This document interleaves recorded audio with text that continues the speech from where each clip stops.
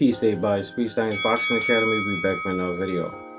All right, man. So it's Monday and the weekend is over, and Frank got knocked out in the eighth round by Gervonta Tank Davis, which a lot of us already predicted this. I've said this numerous times leading up to the fight. I've made videos on it, even back when the negotiations for Frank and Shakur Stevenson was happening. I was saying the same thing about that fight. I was saying that Frank was going to lose. I think he'll lose to people like Shakur, Tank, Devin, maybe even Ryan Garcia and Teofimo Lopez, and probably even Lomachenko. Just like the top tier guys, like Frank, I don't think he's on that level yet. Now, he just entered that realm as far as getting to the championship level, but we seen what happened. Once he got there, he couldn't handle it. Now, congratulations to him because he did put up a good fight. I thought Frank was winning like the first 6 rounds, but that was only due to the fact that Tank, that was all part of his game plan. If y'all notice, what Tank did to Frank is the same thing that Floyd Mayweather did to Conor McGregor. All he did was just pressure him and let Frank mentally get drained and tire himself out.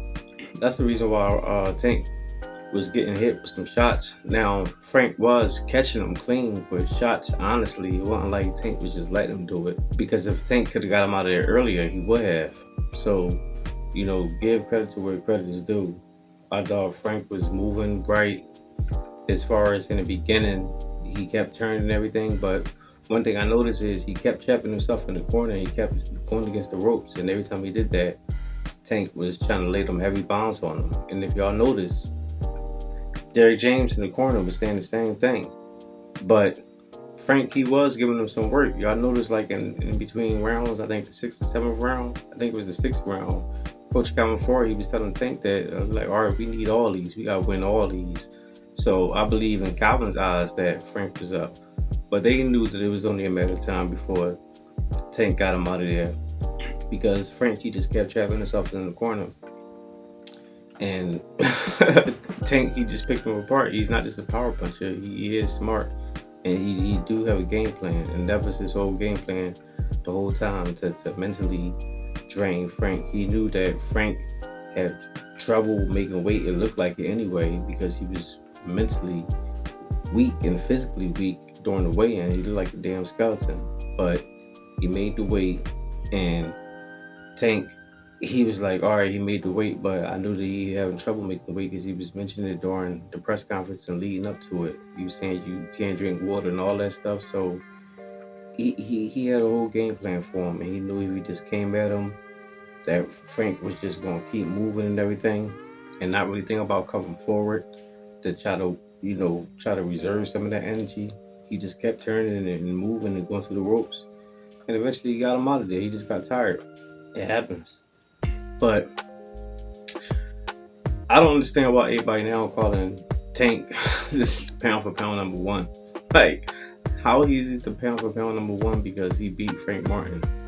What did Frank Martin do in the sport of boxing that entitles Tank to be pound for pound number one for beating him?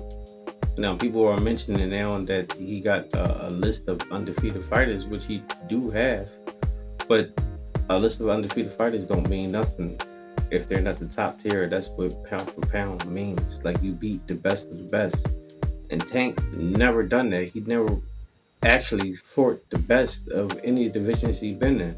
And I actually got a list right here that we're going to go off. So, his last fight was Frank Martin, of course, Ryan Garcia, Hector Garcia, Rolly Romero, Isaac Cruz, Mario Barrios, Leo Santa Cruz, Yorokis Gamboa, Ricardo Nunez, Hugo Ruiz, Jesus Marcelo Andres Pulo, I can't pronounce that damn word, Francisco Fonseca, Leon Walsh, Jose Pedraza.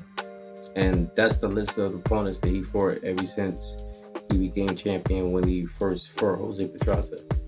Now, where's any names inside there that makes him pound for pound number one? Like, let me know that. If y'all know boxing, and got no weight divisions. And the people that was in the divisions at those times when he fought those people, were they the best opponents that he could afford that entitles him to be pound for pound? Because don't get me wrong, he could be pound for pound number one had he fought the right people.